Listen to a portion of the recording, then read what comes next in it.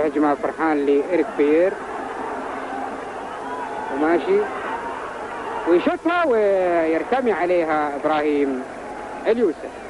الاتحاد بيحاول في بداية الشوط الثاني انه يضغط ومضى 7 دقائق و20 ثانية ولا زالت النتيجة هدفين للهلال لا شيء للاتحاد. طبعا الهلال ما في شك انه تأثر بخروج ريفيرينو صانع العاب للفريق.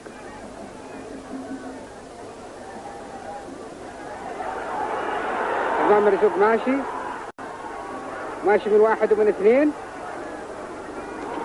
في اللعب في الجول يسجل إيريك بيير الهدف الأول.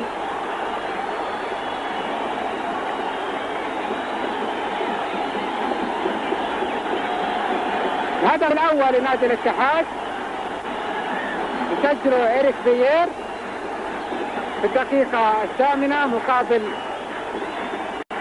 هدفين للهلال.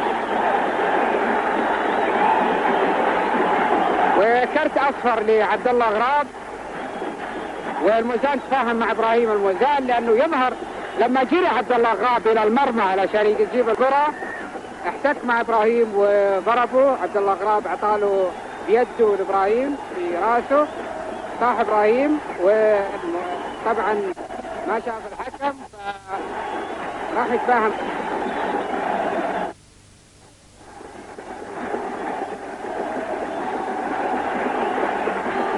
حمية المباراة